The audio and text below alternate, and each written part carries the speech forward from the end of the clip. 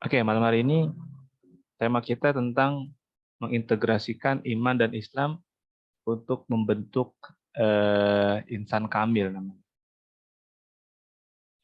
Insan kamil itu artinya insan manusia, kamil artinya sempurna. Menjadi manusia sempurna tentu sempurna di sisi Allah, bukan sempurna di sisi orang lain. Orang pasti akan bilang, emang ada manusia yang sempurna? Tentu nggak ada. Yang sempurna hanyalah Allah Subhanahu wa Ta'ala. Tapi kalau sempurna itu angkanya 100, maka minimal kita bisa sampai di angka 99. Atau maksimal ya, maksimal 99. Artinya, kalau sempurna itu 100, kita bisa kejar angka-angka di bawah itu. 99, 98, 97, atau 80 pun sudah bagus. Yang penting jangan sampai nilai kita di hadapan Allah cuma dapat 40, 38. Kalau kuliah nggak lulus tuh. Jadi hati-hati dengan paradigma, hati-hati dengan kata-kata tidak ada manusia yang sempurna, lalu kemudian kita terlena, kita membiarkan kita jadi orang yang tidak baik dan lain sebagainya. Dengan alasan wajarlah, namanya manusia itu nggak ada yang sempurna. Nggak boleh gitu. Tetap harus berusaha berbuat baik, tetap harus berusaha memperbaiki diri. Gitu ya. Jadi memaksimalkan itu adalah kewajiban. Oke, itu namanya insan kamil. Untuk menjadi insan kamil, ada 3 aspek yang perlu diketengahkan, yang perlu difokuskan. Yang pertama aspek keimanan atau dikenal dengan akidah. Ya, akidah itu tentang keyakinan seorang hamba kepada Tuhan. Yang kedua tentang ibadah. Ibadah itu adalah cara manusia atau cara seorang hamba menyembah Tuhan. Bagaimana caranya nanti dijelaskan. Yang ketiga adalah aspek akhlak. Jadi untuk membentuk manusia sempurna, dia mesti memperhatikan 3 hal ini. Iman, akidah, Islam, ibadah, ihsan, akhlak. Dengan 3 hal ini, seseorang bisa mencapai level tertinggi untuk mendapat nilai kesempurnaan di sisi Allah Subhanahu wa Ta'ala. Disebut dengan insan kamil. 3 aspek itu diambil dari hadis Nabi yang sangat panjang. Tadi kita baca hadisnya. Hadis ini terkenal dengan hadis Jibril. Kenapa dikenal hadis Jibril? Karena hadis ini langsung disampaikan oleh malaikat Jibril kepada Nabi Muhammad di hadapan para sahabat. Jadi pada saat itu malaikat Jibril menjelma sebagai sesosok manusia. Dia datang ke pengajian Rasulullah, pengajian Nabi, lalu dia seolah-olah bertanya, Nabi menjawab.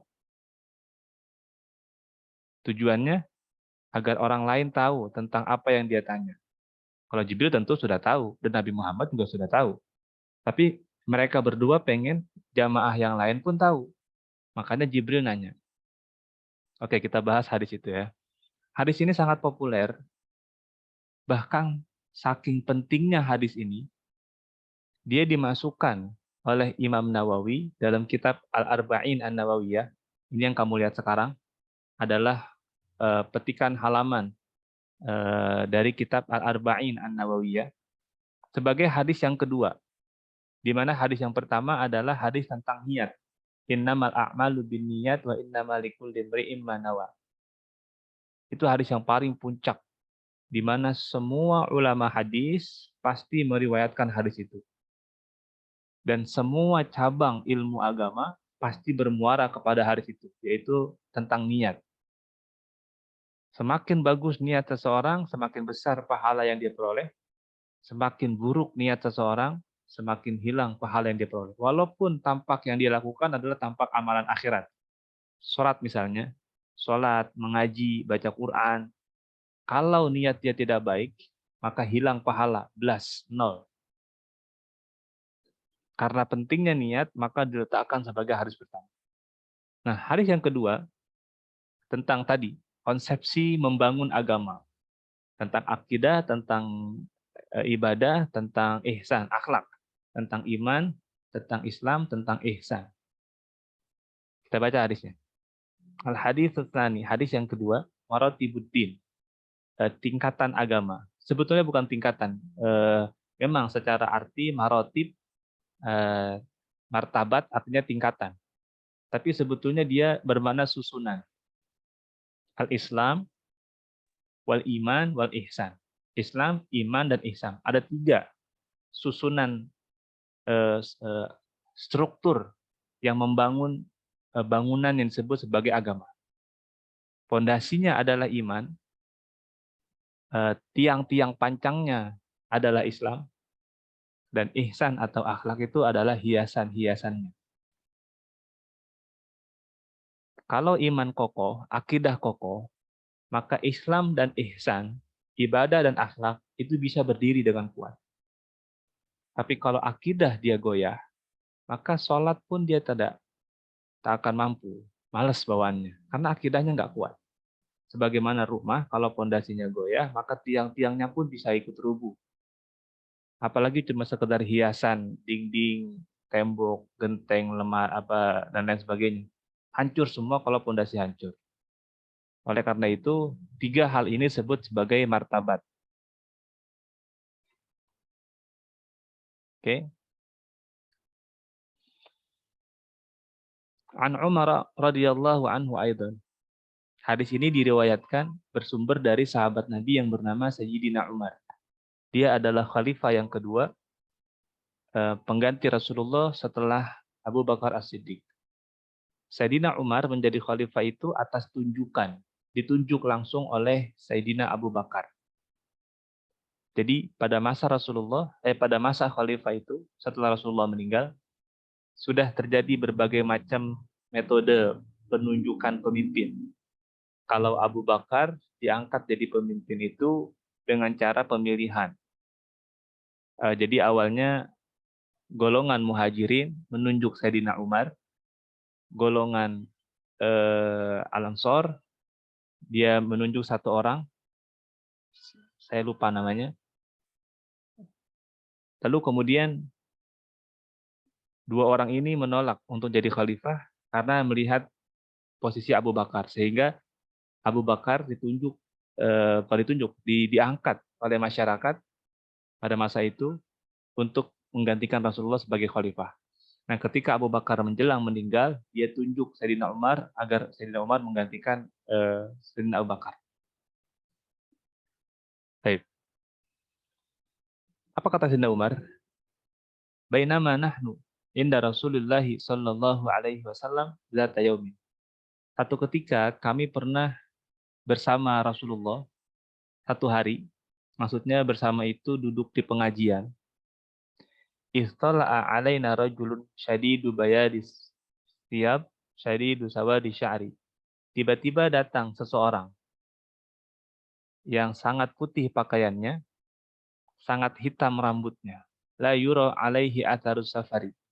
Tidak tampak pada diri dia bekas menempuh perjalanan jauh. Pada masa itu, orang musafir itu naik onta di gurun pasir. Oke. Sehingga kalau dia orang jauh, pasti akan ada bekasnya, berdebu, kusut, masai, rambutnya pun kering misalnya. Tapi ketika dia datang, tidak ada tanda-tanda itu. Bajunya putih, nggak berdebu, kemudian rambutnya pun hitam, pekat. Tapi kalau dia bukan musafir, wala ya'rifuhu minna ahadun. Satu pun di antara kami tak ada yang kenal. Dia bukan musafir. Kalau kita katakan dia orang dekat pun, orang-orang sini gitu, kita nggak ada yang kenal. Kata Sayyidina Umar. Siapa orang ini? Hatta jalasa ila Nabi sallallahu alaihi wasallam, sampai kemudian dia duduk di hadapan Nabi sallallahu alaihi wasallam. Fa asnada rukbataihi ila rukbataihi, lalu dia sandarkan, dia tempel 2 lututnya kepada 2 lutut baginda Nabi. Saking dekatnya dia ikut pengajian sampai lututnya bertemu dengan lutut baginda Nabi. Kamu perhatikan, coba lihat video-video YouTube pengajian-pengajian di Mesir misalnya, di mana-mana itu pasti jarak antara guru dengan murid itu hampir nempel tubuhnya. Saking dekatnya. Beda sama kita. Kita nih di Indonesia, di kelas atau di pengajian, itu biasanya main jauh-jauhan. Kamu kuliah, duduknya pilih di mana, depan apa belakang? Biasanya sih di belakang. Jarang ada orang yang betul-betul mau duduk di depan, berhadap-hadapan langsung dengan gurunya. Jarang. Yang benar adalah sesuai dengan akhlak Nabi, kalau ngaji, belajar, duduk paling depan. Itu akhlak, itu adab. Kalau di majelis taklim, saya sering isi pengajian, terutama kalau pengajian bapak-bapak, di masjid ya, kita ngajar di depan mihrab tempat pengimaman, itu jamaahnya pada nyender di tembok-tembok. Nah, itu bukan adab pengajian Nabi. Ada pengajian Nabi, muridnya main deket-deketan ke guru, kalau perlu nempel. Lalu wawada'a kaffaihi ala fakhizaihi, dia letakkan kedua tangannya di atas pahanya. Duduknya menggunakan posisi duduk seperti duduk tasyahud awal. Lalu dia letakkan dua tangannya di atas pahanya. Ini namanya duduk ihtiram, duduk penghormatan di hadapan guru. Perhatikan baik-baik. Hadis ini ingin menyampaikan satu hal yang sangat penting. Ingin menyampaikan satu hal yang sangat pokok dalam agama, yang dengan tiga hal ini nanti orang akan menjadi manusia sempurna di hadapan Allah. Tapi hadis ini bermula dengan adab yang sangat tinggi. Perhatikan coba. Datangnya malaikat Jibril, dia menggunakan baju putih yang sangat bersih. Rambut hitam pekat, adab. Kalau datang ke pengajian, datang kuliah, mandi dulu. Pakai baju yang bagus. Ini adab. Duduk di hadapan guru dengan sopan. Ini adab. Ini yang saya sampaikan pertama kali. Sekelas malaikat Jibril aja mau beradab di hadapan baginda Nabi. Bagaimana dengan kita? Kita ini nggak ada jaminan surga. Kita ini nggak ada jaminan bebas neraka. Tapi kenapa adab kita begitu keras? Kenapa adab kita begitu kaku? Perhatikan. Untuk menyampaikan hal pokok dimulai dengan adab. Baru orang itu bertanya, waqala ya Muhammad. Dia berkata, wahai Muhammad, akhbirni 'anil Islam. Beritahu saya tentang Islam. Apa itu Islam? Nabi menjawab, faqala Rasulullah sallallahu alaihi wasallam, al-Islamu an tashhada an la ilaha illallah wa anna Muhammadar Rasulullah wa tuqimus shalah wa tu'tiyaz zakah wa tasuma Ramadan wa tahujjal baita in istata'ta ilaihi sabila. Islam adalah engkau bersaksi. Bersaksi maknanya engkau yakin bahwa tidak ada Tuhan kecuali Allah. Tuhan adalah satu hal yang disembah, yang diyakini memiliki kekuatan yang maha segalanya, yang dapat memberikan pengaruh baik buruk ataupun baik pengaruh yang baik atau pengaruh yang buruk. Itu Tuhan. Tidak ada hal yang diyakini seperti itu melainkan Allah. Tidak ada zat yang memiliki kekuatan absolut melainkan Allah. Tidak ada yang bisa bagi rizki kecuali Allah. Tidak ada yang bisa sembuhkan orang sakit kecuali Allah. Tidak ada yang bisa orang yang memintarkan orang bodoh kecuali Allah. Itu syahadat namanya. Yang kedua, kita mesti syahadat, yakin bahwa Muhammad adalah Rasulullah, utusan Allah.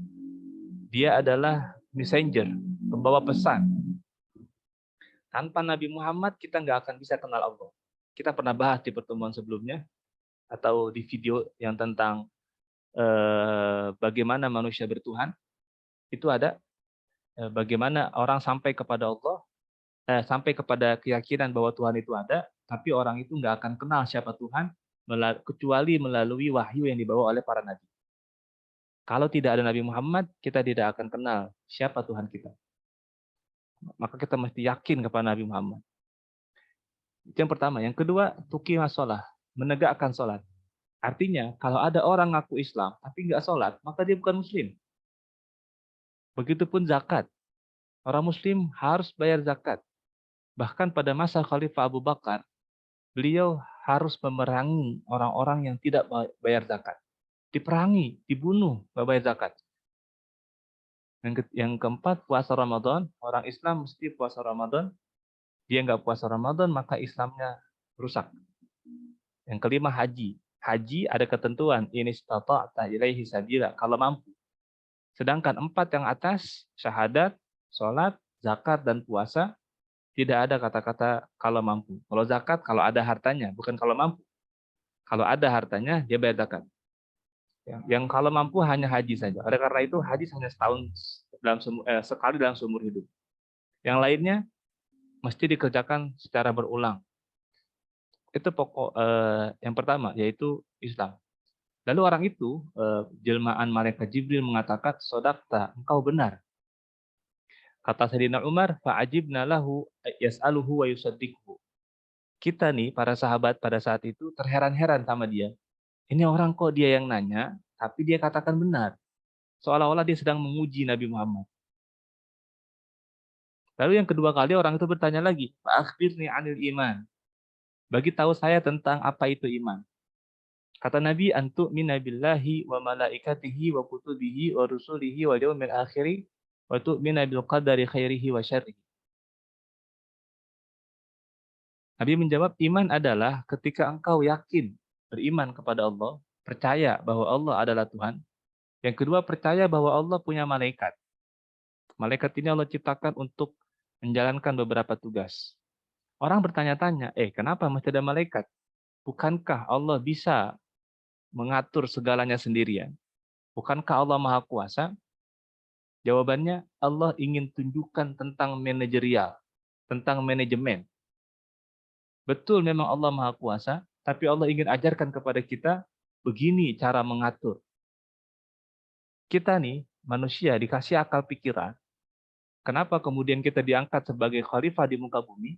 Karena kita bisa meniru bagaimana manajemen Allah mengatur alam semesta. Allah saja yang Maha Kuasa mengajarkan kita untuk bermanajemen, mengatur segalanya dengan baik, bahkan dia ciptakan malaikat. Kenapa masih ada orang di antara sekarang yang bertingkah seolah-olah dia mampu sendiri, semuanya dia pegang? Ada nggak? Yang istilah disebut one man, one show. Dia semua yang pegang, dia semua yang handle.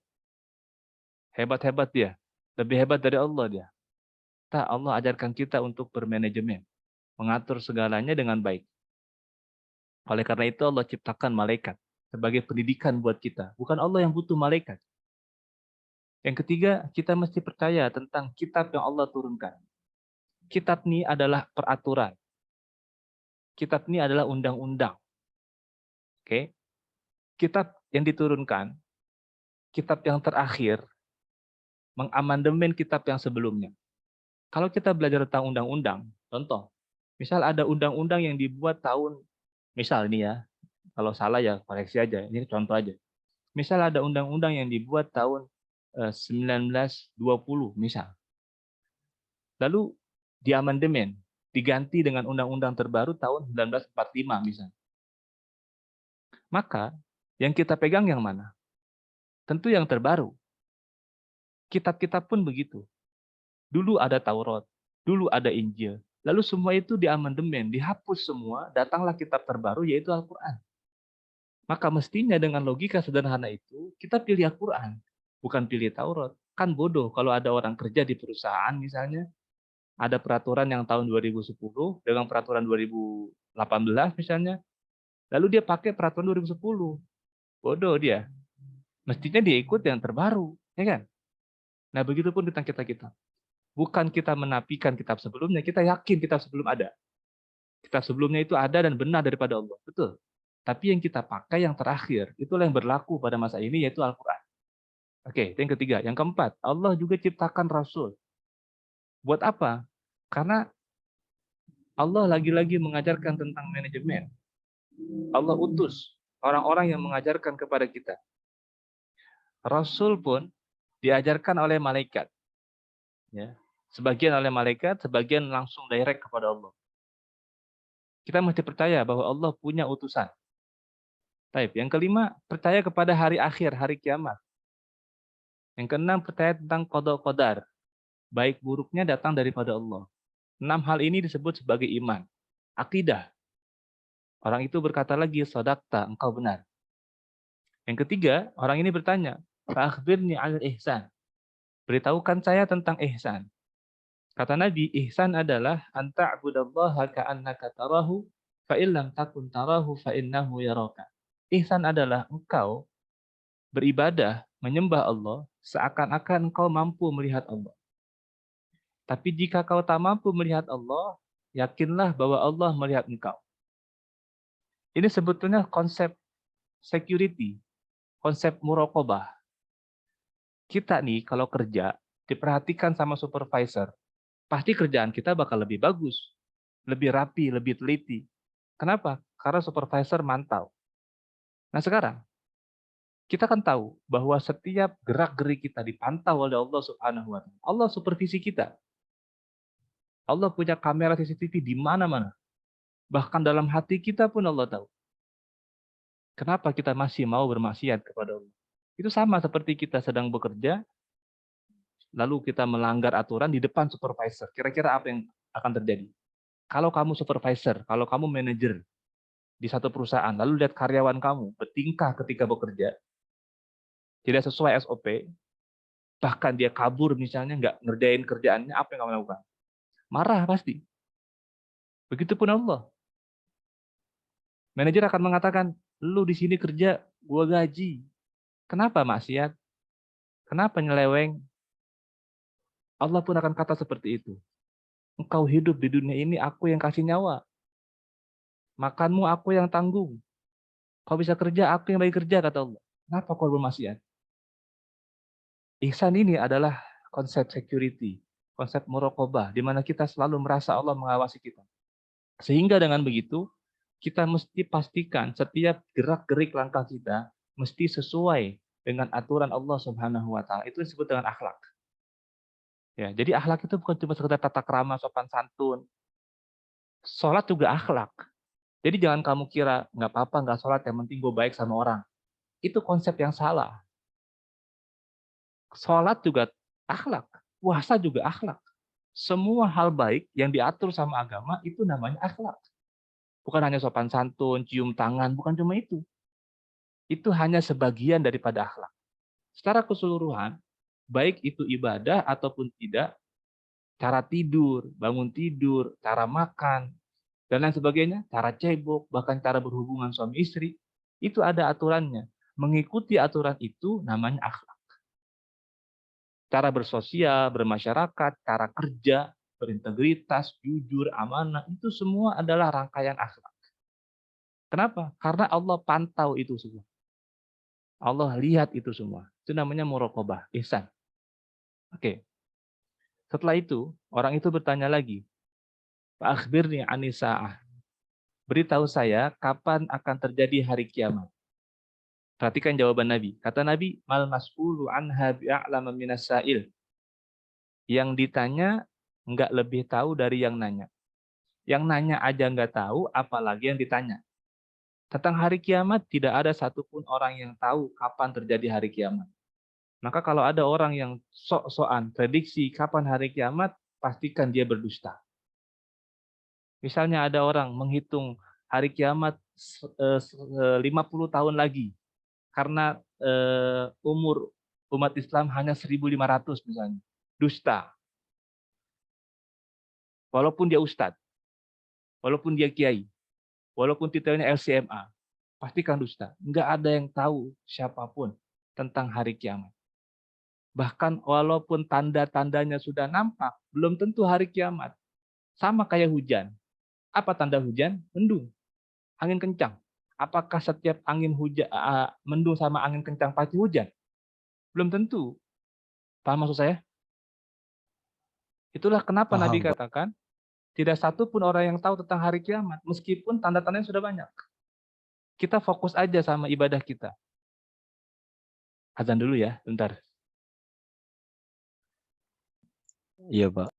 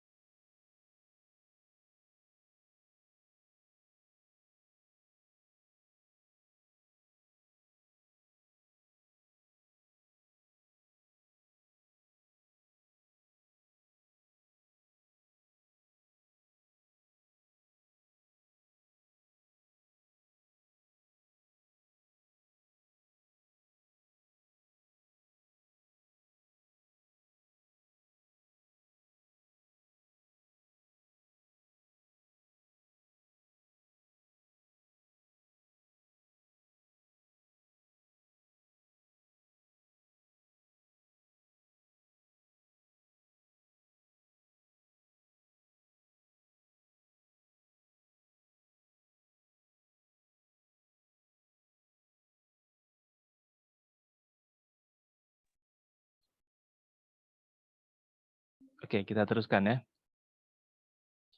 Jadi itu tentang hari kiamat. Kemudian orang itu bertanya lagi.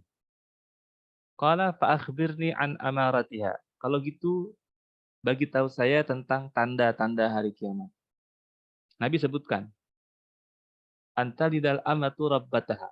Pertama, jika ada seorang budak perempuan melahirkan tuannya sendiri. Nanti ini konsepnya, budak perempuan melahirkan tuan itu ketika seseorang punya budak perempuan. Maka secara hukum Islam kan boleh digauli, boleh dipakai hubungan suami istri. Lalu nanti dia punya anak, misal, maka anaknya itu akan merdeka, ikut kepada bapak yang menghamilinya. Karena bapak itu adalah tuan dari si budak perempuan, kalau nanti bapak itu meninggal, maka otomatis ibunya menjadi warisan untuk anaknya. Ini ibu jadi budak anak. Ini gambaran secara hukum. Tapi sebagian ulama memahami bukan hanya itu. Sekarang banyak anak memperbudak ibunya. Kamu renungkan ini baik-baik. Kamu punya baju, siapa yang cuciin? Rata-rata pasti emaknya. Makan siapa yang masakin? Rata-rata pasti emaknya. Ini emak, ibu disuruh-suruh sama anaknya untuk nyiapin baju, ngasih makan. Nggak dibayar, nggak digaji.